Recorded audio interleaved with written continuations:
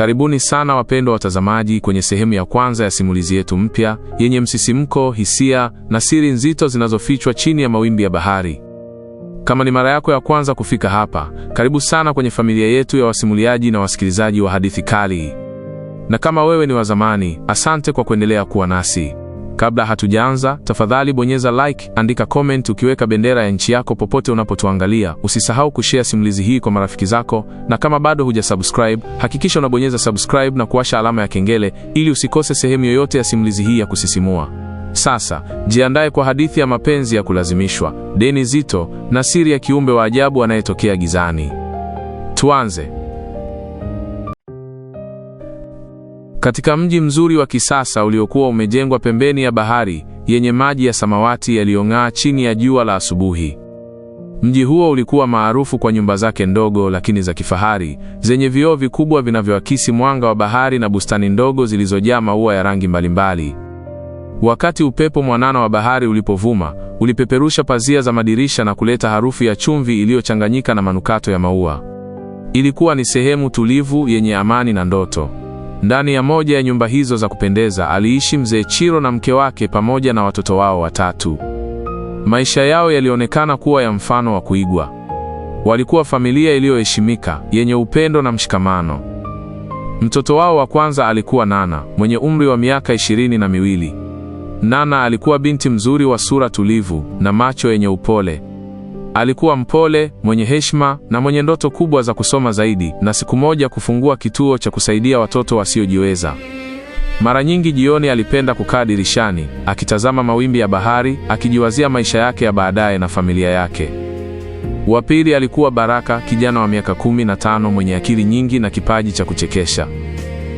Alikuwa mcheshi wa familia, mara nyingi akiwafanya wazazi na dada yake wacheke hata siku ngumu.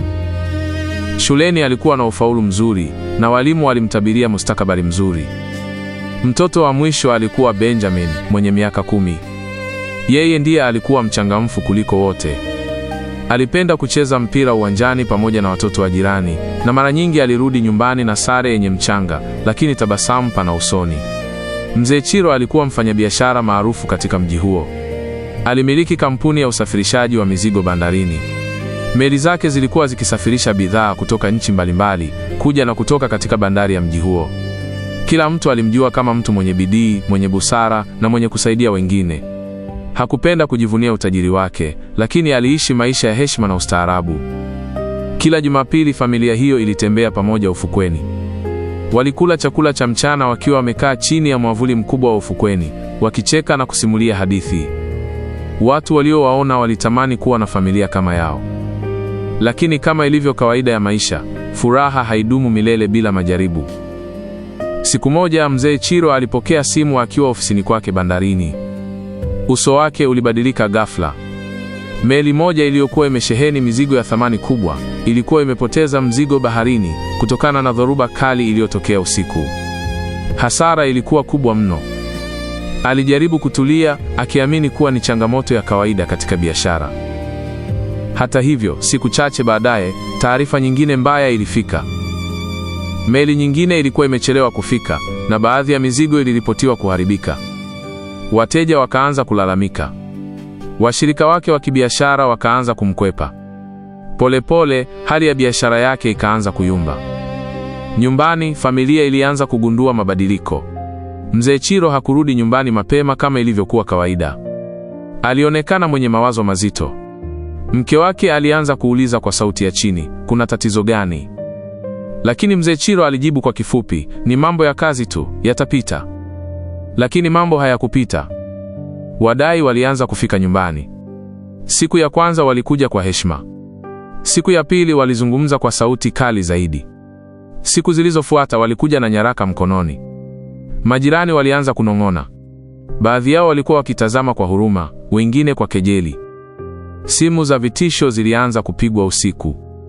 Wakati familia imelala, simu iliita ghafla, na sauti nzito upande wa pili ilisema, lipa deni lako kabla hatujachukua hatua. Mkewe alisikia sauti hizo mara kadhaa, na moyo wake ukaanza kujaa hofu. Baraka shuleni alianza kusikia maneno ya kejeli kutoka kwa baadhi ya wanafunzi waliokuwa wamesikia habari za matatizo ya baba yake. Benjamin, ingawa mdogo, alianza kuona mama yake akilia kimya kimya jikoni. Mzee Chiro alijitahidi kuuza baadhi ya mali ili kulipa sehemu ya madeni, lakini haikutosha. Hasara ilikuwa kubwa sana. Biashara yake ilianza kufungwa polepole. Ofisi yake bandarini ilibaki kimya kuliko kawaida. Siku moja jioni, wakati upepo wa bahari ulipokuwa ukivuma kwa nguvu na mawingu meusi yakikusanyika angani, Mzee Chiro alipokea barua iliyofungwa muhuri rasmi. Aliifungua kwa mikono inayotetemeka. Ilikuwa ni barua ya mwisho ya madai. Iliandikwa wazi kuwa kama hatalipa deni lote ndani ya siku 14, nyumba yao itachukuliwa rasmi, mali zote zitataifishwa, na yeye pamoja na mke wake watafungwa jela kwa kushindwa kulipa deni la kisheria. Barua ilimwanguka mikononi mwake. Alitazama nyumba yake, mahali palipojaa kumbukumbu za furaha ya familia yake, na macho yake yakaanza kujaa machozi. Dhoruba haikuwa tena baharini. Ilikuwa imeanza ndani ya nyumba yao.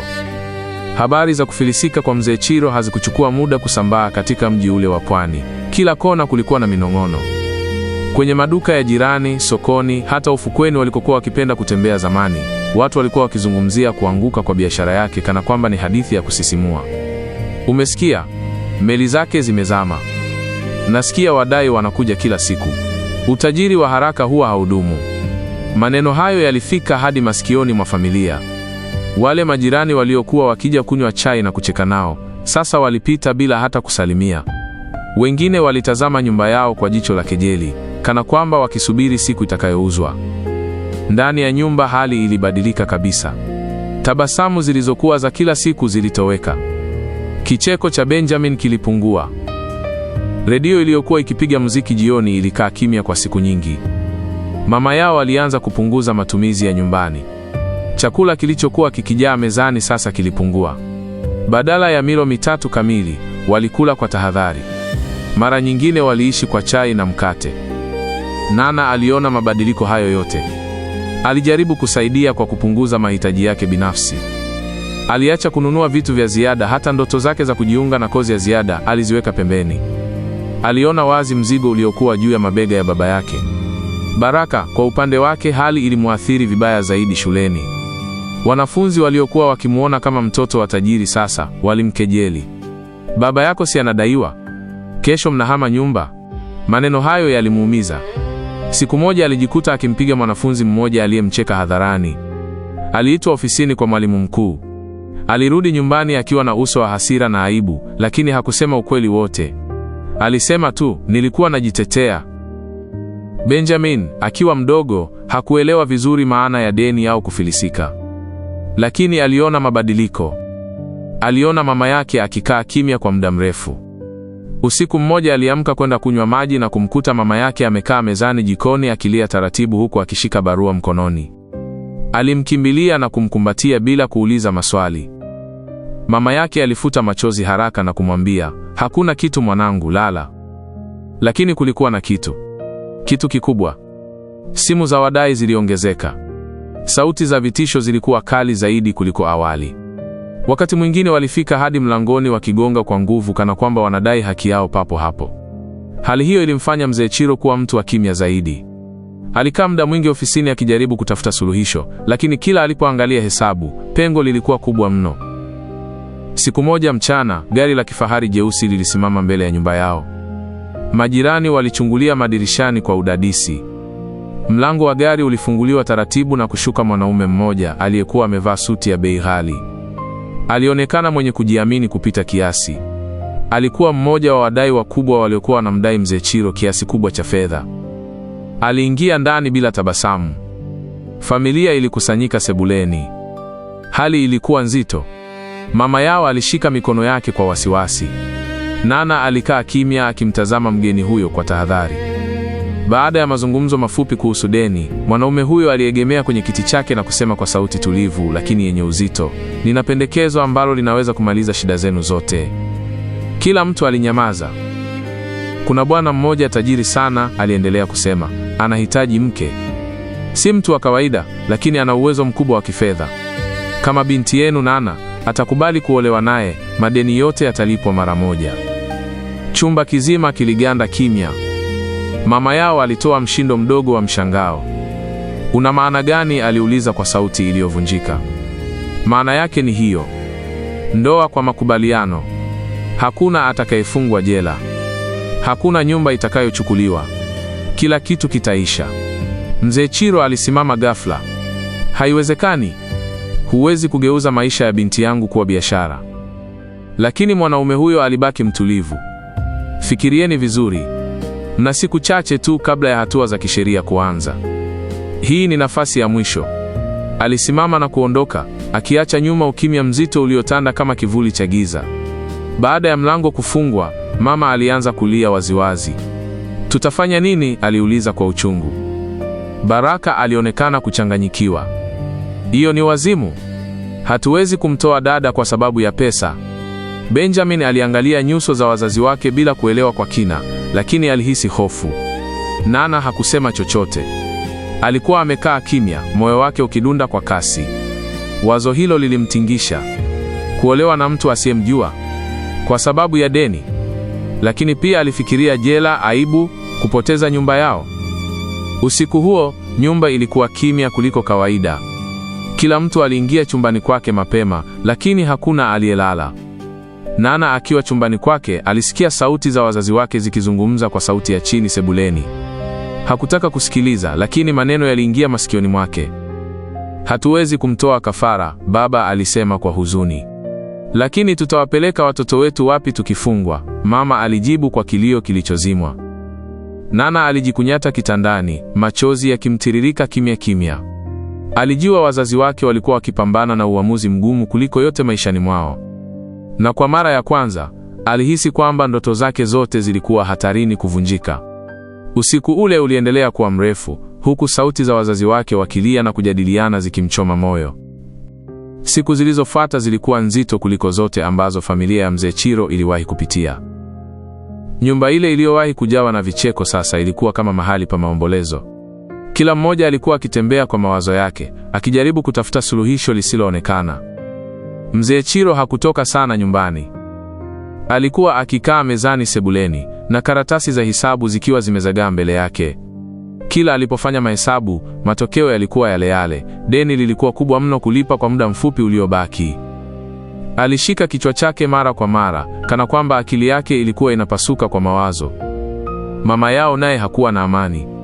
Alikuwa akipika kimya, akisafisha kimya, hata sauti yake ilipungua. Mara nyingi alionekana akifuta machozi haraka, ili watoto wasimuone. Lakini watoto waliona. Baada ya siku kadhaa za ukimya mzito, jioni moja mzee Chiro aliwaita wote sebuleni. Sauti yake ilikuwa nzito, lakini tulivu. Nataka tuzungumze kama familia, alisema. Nana alikaa karibu na mama yake. Baraka alikaa kwa mikono iliyokunjwa kifuani, uso wake umejaa hasira. Benjamin aliketi sakafuni, akiwatazama wote kwa macho ya wasiwasi. Mzee Chiro alivuta pumzi ndefu. Nimefikiria sana kuhusu lile pendekezo, alianza kusema polepole. Lakini siwezi kumtoa binti yangu kafara kwa sababu ya pesa. Hilo haliwezekani. Maneno yake yalikuwa thabiti, lakini macho yake yalikuwa yamejaa maumivu. Mama yao alitikisa kichwa kwa huzuni. Lakini tufanye nini? Aliuliza kwa sauti iliyovunjika. Siku 14 zinakaribia kuisha. Tutafungwa jela. Watoto wetu watabaki wapi? Nyumba yetu itachukuliwa. Ukumbi ulijaa ukimya mzito. Hata upepo wa bahari uliovuma nje ulionekana kuleta sauti ya huzuni kupitia dirishani. Baraka alisimama ghafla. Hatuwezi kukubali jambo hilo. Huyo mtu ni nani hasa? Kwa nini asijitokeze mwenyewe? Hii si sawa. Benjamin alimwangalia dada yake kwa macho ya hofu. Dada ataondoka? Aliuliza kwa sauti ndogo isiyoeleweka vizuri. Nana alikuwa kimya tangu mazungumzo yaanze. Lakini ndani ya moyo wake kulikuwa na vita kubwa. Alifikiria ndoto zake, marafiki zake, maisha yake ya baadaye. Alifikiria pia jela, aibu na familia yake kugawanyika. Alimwangalia baba yake. Kwa mara ya kwanza alimuona akiwa dhaifu. Si yule baba jasiri wa zamani, bali mtu aliyebanwa na hali, aliyekosa njia. Polepole, Nana alisimama. Kila mtu alimwangalia. Sauti yake ilitetemeka kidogo mwanzoni, lakini baadaye ikawa tulivu. Baba, mama, Kama ndoa yangu inaweza kuiokoa familia yetu, nitakubali. Maneno yake yalitua hewani kama radi ya ghafla. Hapana, Mzee Chiro alipaza sauti, akisimama kwa mshtuko. Huwezi kufanyiwa hivyo kwa sababu yetu. Lakini macho ya Nana yalikuwa yamejaa machozi na uamuzi. Si kwa sababu yenu tu baba. Ni kwa sababu sisi ni familia. Hatupaswi kuachana kwa sababu ya deni. Kama mimi ndiye njia pekee iliyobaki, basi ni sawa. Mama yake alianza kulia kwa sauti. Alimkumbatia Nana kwa nguvu kana kwamba hataki kumwacha. Baraka aligeuza uso wake ili kuficha machozi. Benjamin alilia waziwazi, akimshika dada yake mkono. Ilikuwa ni uamuzi wa uchungu. Siku iliyofuata, Mzee Chiro na mkewe walimtafuta yule tajiri aliyetoa pendekezo. Kwa moyo mzito, walimwambia kuwa wamekubali masharti. Yule tajiri alisema kulikuwa na sharti lingine. Bwana harusi hataki kuonana na bibi harusi hadi siku ya harusi, tajiri huyo alisema kwa sauti isiyo na hisia. Hakutakuwa na mazungumzo, hakutakuwa na picha, wala mawasiliano yoyote. Harusi itaandaliwa kwa heshima zote, lakini mpaka siku hiyo, atabaki siri. Familia ilishangaa. Kwa nini? Mama aliuliza kwa hofu. Hayo ni masharti yake, alijibu kwa kifupi. Nana alihisi baridi ikimpanda mgongoni. Kuolewa na mtu ambaye hajamuona hata mara moja. Lakini tayari alikuwa ameshafanya uamuzi. Habari za harusi zilisambaa kwa kasi ile ile, ambayo habari za kufilisika zilienea. Watu walishangaa. Wengine waliona kama ni muujiza. Familia iliyokuwa karibu kufungwa jela sasa inaandaa harusi ya kifahari. Wengine walinong'ona kuwa kuna siri kubwa nyuma yake. Maandalizi yalianza kwa haraka. Fundi mapambo walifika kupima eneo la ufukweni. Watu wa mapishi waliwasiliana na mama kupanga menyu. Gauni la harusi la gharama kubwa lililetwa kwa Nana, likiwa limefungwa kwenye boksi jeupe lenye utepe wa dhahabu. Lakini kadri maandalizi yalivyokuwa yanaenda kasi, ndivyo hofu ilivyokuwa inaongezeka ndani ya mioyo yao. Usiku, Nana alilala akitazama dari, akijiuliza, huyo mwanaume ni nani? Ana umri gani? Ni mtu wa aina gani? Kwa nini ajifiche hivyo? Hakukuwa na majibu. Siku zilisogea mbele kwa haraka.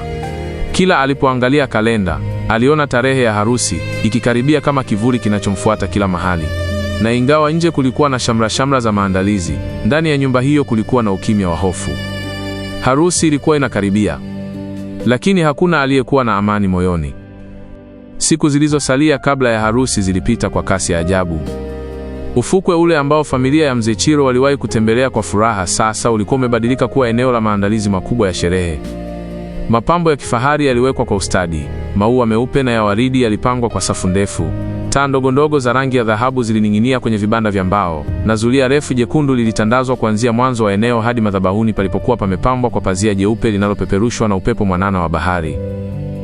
Watu waliokuwa wakipita ufukweni walishangaa uzuri wa maandalizi hayo. Ilionekana kama harusi ya kifalme. Viti vya wageni vilifunikwa kwa vitambaa vyeupe vilivyofungwa utepe wa dhahabu. Meza za chakula zilikuwa zimeandaliwa kwa ustadi mkubwa, na wapishi walizunguka huku na huko wakihakikisha kila kitu kiko sawa. Ndani ya nyumba, gauni la Nana lilikuwa limewekwa juu ya kitanda chake. Lilikuwa jeupe, lenye kung'aa kwa ustadi, likiwa limepambwa kwa vito vidogo vilivyong'aa kama nyota za usiku. Kitambaa chake kilikuwa laini na kizito kidogo, kikionyesha wazi kuwa lilikuwa la gharama kubwa sana. Wakati Nana alipolivaa kwa majaribio, hata mama yake alishindwa kuzuia mshangao. Ni zuri sana, mama yake alisema kwa sauti ya chini, machozi yakimlengalenga. Lakini ndani ya sauti hiyo kulikuwa na huzuni iliyojificha. Kila kitu kilionekana kama ndoto nzuri, lakini ndani ya moyo wa Nana hakukuwa na amani.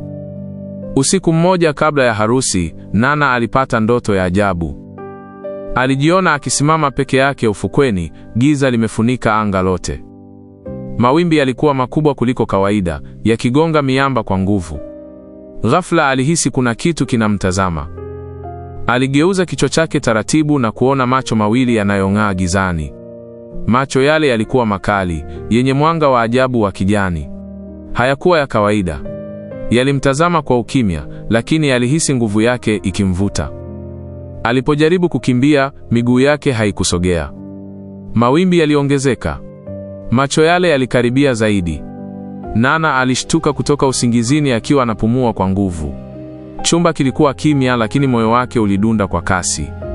Alijaribu kujituliza, akijiambia ni ndoto tu, lakini hisia ya kutazamwa ilibaki moyoni mwake.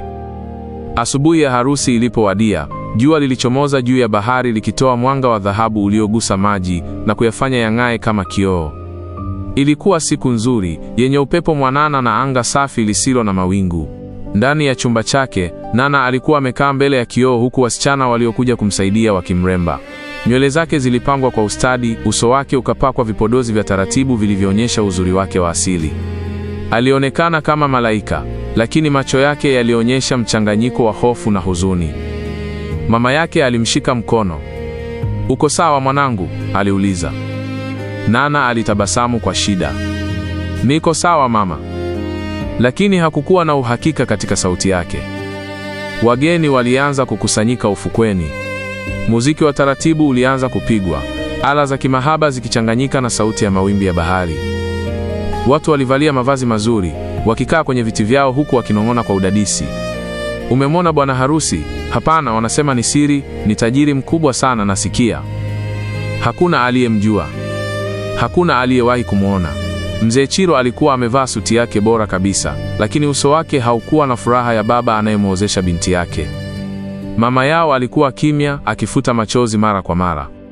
Baraka aliketi kwa mkazo, akionekana kama mtu aliye tayari kupinga jambo lolote lisilo la kawaida. Benjamin aliketi karibu na mama yake, akishika mkono wake kwa nguvu. Hatimaye, muziki ulibadilika kuwa ishara ya kuingia kwa bibi harusi. Nana alitembea juu ya zulia jekundu, hatua zake zikiwa polepole lakini thabiti. Upepo ulipuliza pazia lake jeupe, likipeperuka nyuma yake kwa uzuri wa ajabu. Wageni wote waliinuka kumtazama. Alionekana kama ndoto halisi. Lakini bado kulikuwa na kitu kilichokosekana. Madhabahu ilikuwa tupu upande wa bwana harusi.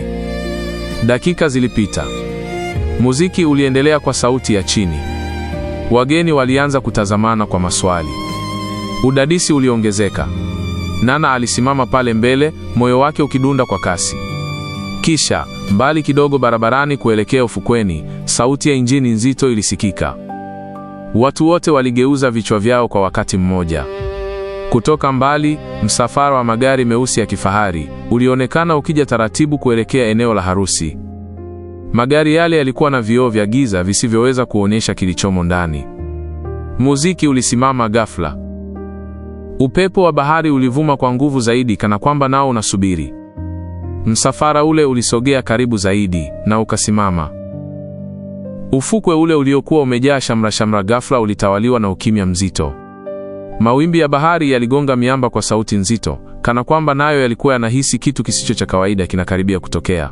Gari kuu la kifahari lililosimama mbele ya zulia jekundu lilikuwa na vioo vyeusi visivyoonyesha kilichomo ndani. Watu wote walikaza macho yao kulielekea. Muziki ulikuwa umesimama. Upepo ulivuma taratibu, ukipuliza mapambo na pazia la Nana. Kisha taratibu mlango wa gari ule ukafunguliwa. Kwanza ilionekana miguu iliyovaa viatu vyeusi vya thamani vilivyong'aa chini ya jua. Kisha mwili mrefu na wenye misuli ukainuka kutoka ndani ya gari. Alikuwa amevaa suti nyeusi iliyoshonwa kwa ustadi wa hali ya juu, ikimkaa mwilini kwa ukamilifu wa kifahari. Lakini sekunde chache baadaye, kelele za mshangao zilitanda hewani. Kwa sababu kichwa kilichoinuka juu ya suti ile hakikuwa cha binadamu. Ilikuwa ni kichwa cha nyoka wa kijani kibichi, chenye magamba yanayong'aa kwa mchanganyiko wa kijani na dhahabu hafifu. Macho yake yalikuwa makubwa, yanawaka kwa mwanga mkali wa kijani uliopenya moja kwa moja hadi moyoni mwa anayemtazama. Ulimi mrefu wenye ncha mbili ulitoka taratibu kinywani mwake kama nyoka halisi, ukirudi ndani kwa utulivu wa kutisha. Wageni walipiga kelele, "Ni nini hicho? Haiwezekani! Ni jinamizi!" Baadhi ya wanawake walijiziba midomo kwa hofu. Wanaume kadhaa walirudi hatua mbili nyuma. Wengine waliinuka tayari kukimbia. Mzee Chiro alihisi miguu yake ikitetemeka. Alimshika mke wake kwa mkono ili asidondoke. Mama Nana alianza kulia kwa sauti, akitikisa kichwa chake kwa mshtuko. "Haiwezekani, haiwezekani." Baraka alisimama ghafla, macho yake yamejaa hasira na hofu kwa wakati mmoja. Benjamin alijificha nyuma ya mama yake, akitetemeka. Na pale mbele, akiwa amesimama juu ya zulia jekundu, Nana alihisi dunia ikizunguka. Miguu yake ililegea. Moyo wake ulidunda kwa nguvu kiasi kwamba alihisi kama utatoka kifuani. Macho yake yalishindwa kuondoka kwenye kiumbe yule, aliyekuwa anatembea kwa hatua za taratibu kuelekea madhabahuni. Kiumbe huyo alitembea kwa kujiamini, kila hatua ikionyesha mamlaka. Ingawa kichwa chake kilikuwa cha nyoka, mwili wake ulikuwa wa binadamu mwenye nguvu na umbo la kifahari. Suti yake nyeusi ilimfanya aonekane kama tajiri mwenye hadhi, lakini muonekano wake wa ajabu ulizidi kila kitu. Alisimama mbele ya Nana. Ukumbi wote ulikuwa kimya isipokuwa sauti ya mawimbi. Mzee Chiro alikusanya ujasiri uliobaki ndani yake na kusogea mbele. Hii haiwezekani, alisema kwa sauti iliyovunjika. Hatujui wewe ni nani. Hatuwezi kumruhusu binti yetu aolewe na kiumbe wa namna hii. Mama yake Nana alianguka magotini. Tafadhali, aliomba huku akilia. Tunaomba tufute ndoa hii. Tutatafuta njia nyingine. Kiumbe yule aligeuza kichwa chake cha nyoka polepole kuwatazama.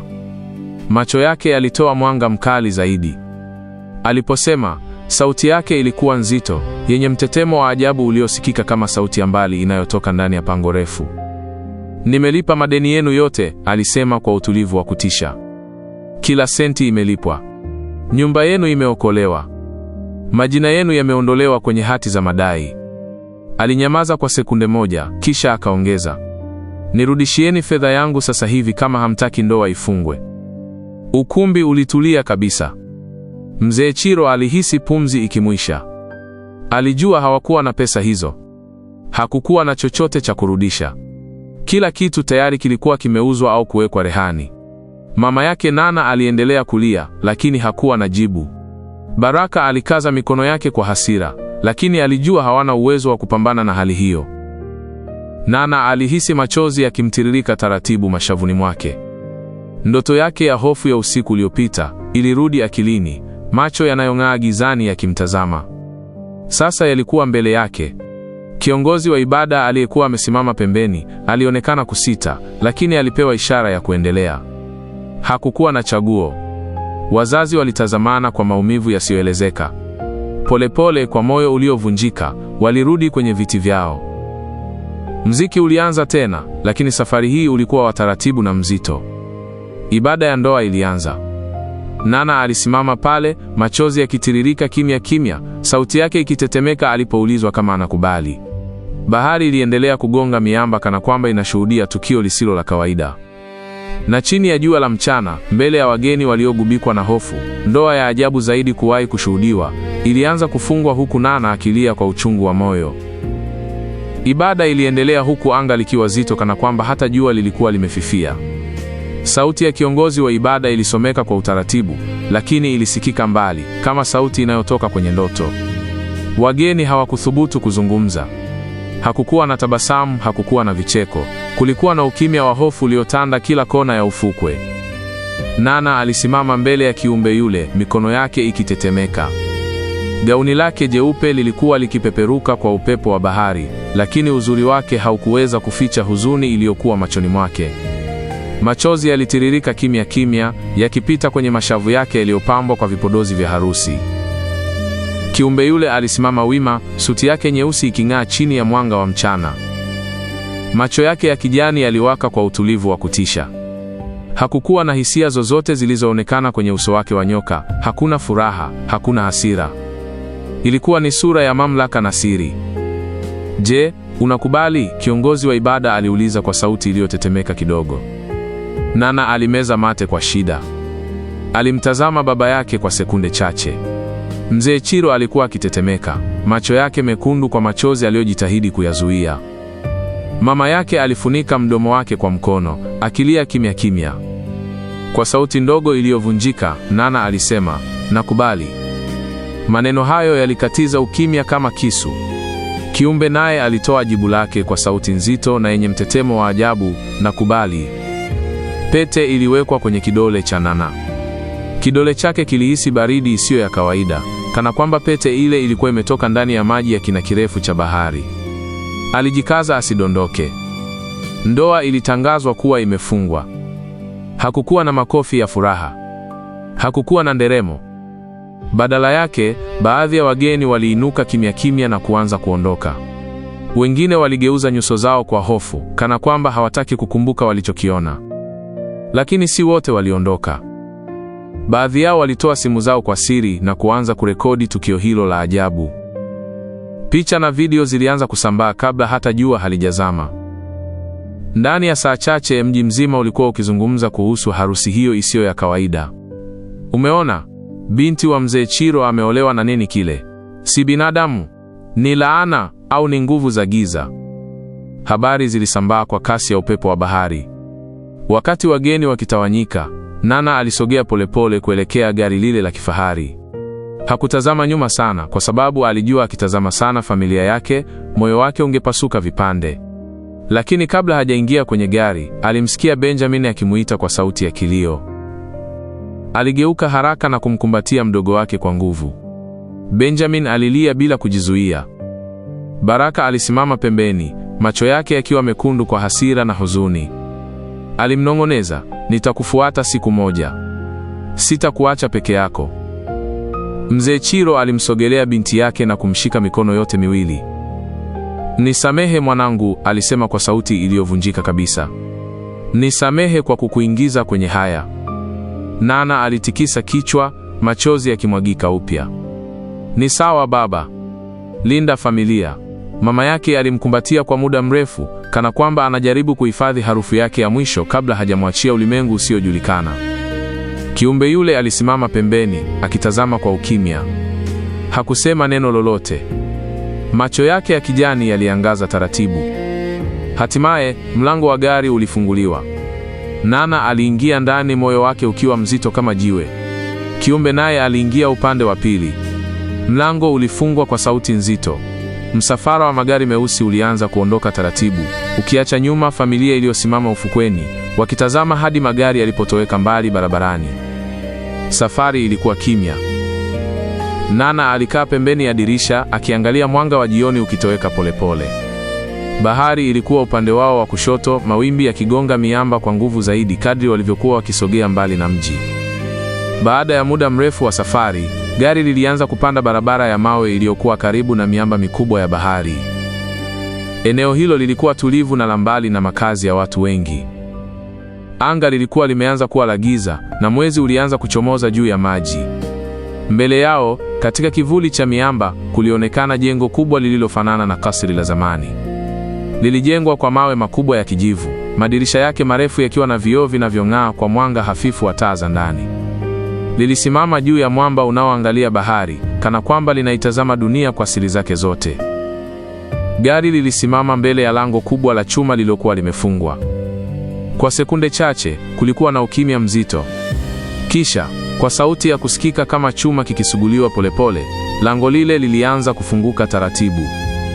Upepo mkali wa bahari ulivuma kwa nguvu, ukipuliza gauni la Nana na kuleta sauti ya mawimbi makubwa yakigonga miamba chini ya kasri hilo. Na mbele yake, makazi yake mapya yakaanza kujitokeza katika giza la usiku. Lango kubwa la chuma lilipofunguka kikamilifu, gari liliingia ndani ya eneo la kasri hilo taratibu. Matairi yalipita juu ya mawe makubwa yaliyopangwa kwa ustadi, yakitoa sauti nzito iliyochanganyika na mgurumo wa mawimbi chini ya mwamba. Nana alishusha pumzi polepole. Kasri lilikuwa kubwa kuliko alivyodhani. Kuta zake za mawe ya kijivu zilionekana imara na za kale, lakini madirisha yake marefu yalikuwa na vioo vya kisasa vilivyoakisi mwanga hafifu wa taa za ndani. Lilikuwa mchanganyiko wa zamani na kisasa, uzuri na hofu kwa wakati mmoja. Mlango mkuu ulifunguliwa kabla hata hawajafika kabisa. Ulifunguka polepole kana kwamba ulijua wageni wake wamewasili. Kiumbe yule alishuka kwanza. Kisha akageuka kumtazama Nana. Macho yake ya kijani yaliwaka kwa mwanga wa ajabu, lakini safari hii hayakuwa makali kama pale ufukweni. Alinyoosha mkono wake kuelekea kwake. Nana alisita kwa sekunde chache, kisha akashuka taratibu. Miguu yake iligusa ardhi ya mawe baridi, na upepo wa bahari ukapuliza gauni lake la harusi. Waliingia ndani. Ndani ya kasri kulikuwa na ukumbi mpana uliopambwa kwa taa kubwa za kioo zilizoning'inia juu kama nyota. Sakafu ilikuwa ya marumaru inayong'aa, na kuta zilipambwa kwa michoro ya ajabu ya bahari, mawimbi makubwa, viumbe wa majini na alama zisizoeleweka. Utajiri uliokuwa ndani haukuwa wa kawaida. Viti vya thamani, meza za mbao ngumu zilizosuguliwa kwa ustadi, mazulia mazito yenye michoro ya kale. Kila kitu kilionyesha nguvu na uwezo mkubwa wa kifedha. Lakini kulikuwa na kitu kilichokosekana. Sauti. Hakukuwa na wafanyakazi wanaozunguka. Hakukuwa na kelele za kawaida za nyumba kubwa. Kulikuwa na kimya kizito, cha kutisha, kilichofanya hata sauti ya hatua zao isikike kwa uwazi kupita kiasi. Nana alijikumbatia kwa mikono yake mwenyewe bila kujua. Kiumbe yule alisimama katikati ya ukumbi na kugeuka kumtazama. "Usiogope," alisema kwa sauti tulivu, isiyo na mtetemo wa kutisha kama ule wa ufukweni. "Hukuchaguliwa kwa bahati mbaya." Maneno hayo yalimfanya Nana kuinua macho yake haraka. "Una maana gani?" aliuliza kwa sauti ndogo lakini yenye ujasiri wa ndani. Kiumbe alimwangalia kwa sekunde chache kana kwamba anapima kitu ndani yake. Macho yake yalitoa mwanga hafifu wa kijani. "Utajua kwa wakati wake," alisema tu. Alimwongoza kupitia ngazi pana iliyopinda kuelekea ghorofa ya juu. Kuta za ngazi zilikuwa na vioo virefu vilivyoakisi sura ya Nana, akiwa bado kwenye gauni lake la harusi, akionekana kama mtu aliyepotea katikati ya ndoto isiyoeleweka. Walifika mbele ya mlango mkubwa wa mbao uliopambwa kwa alama zile zile za ajabu alizoziona chini. "Chumba chako," alisema. Mlango ulifunguliwa. Ndani kulikuwa na chumba kikubwa cha kifahari kuliko chochote ambacho Nana alikuwa amewahi kuona. Kitanda kikubwa chenye mapazia meupe kilikuwa katikati, taa za dhahabu zikiwa pembeni. Dirisha kubwa lilitazama moja kwa moja bahari, mawimbi yakionekana chini kama vivuli vinavyocheza gizani. Kabati lilikuwa limejaa mavazi mapya. Meza ya vipodozi iling'aa kwa vioo safi. Kila kitu kilionyesha kuwa ameandaliwa maisha ya kifahari. Lakini bado hakuwa na majibu. Kiumbe yule alisimama mlangoni kwa muda mfupi. "Pumzika. Kesho tutazungumza zaidi," alisema. Mlango ulifungwa taratibu nyuma yake. Nana alibaki peke yake. Alikaa kitandani akishika gauni lake kwa mikono iliyotetemeka. Kichwa chake kilikuwa kimejaa maswali. "Hukuchaguliwa kwa bahati mbaya." Maneno hayo yalizunguka akilini mwake bila majibu. Usiku ulipozidi kuwa mzito, aliamua kubadilisha mavazi na kujilaza. Lakini usingizi haukuja kwa urahisi. Katikati ya usiku, alisikia sauti ya ajabu. Ilikuwa kama sauti ya maji yanayochemka kwa mbali. Au labda kama mawimbi yanayogonga ndani ya pango la chini ya ardhi. Kisha akasikia kitu kingine, kama hatua nzito zikitembea polepole chini ya sakafu. Nana alikaa kitandani kwa ghafla. Sauti hizo zilionekana kutoka chini ya kasri, kana kwamba kulikuwa na kitu kinaishi au kinafanya kazi chini ya jengo hilo. Moyo wake ulianza kudunda kwa kasi. Polepole, alishuka kitandani na kusogea hadi dirishani. Alivuta pazia pembeni na kulitazama giza la bahari.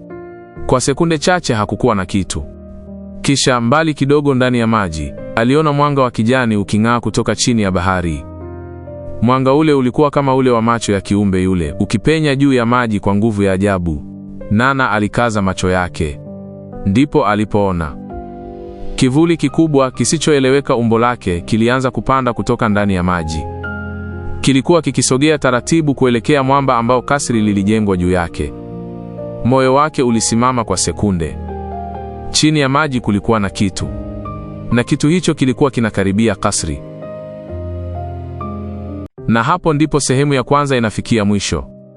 Nana ameachwa peke yake ndani ya kasri la ajabu, likizungukwa na mawimbi makali ya bahari. Chini ya maji kuna mwanga wa kijani unaong'aa. Na kivuli kikubwa kinakaribia. Je, siri ya kiumbe yule ni nini? Je, Nana yuko salama kweli? Au ndoa yake ndio mwanzo wa jambo kubwa zaidi lisilo la kawaida? Haya yote tutajua katika sehemu ya pili. Kama umefurahia simulizi hii, usisahau kubonyeza like, comment ukiweka bendera ya nchi yako, share kwa marafiki zako.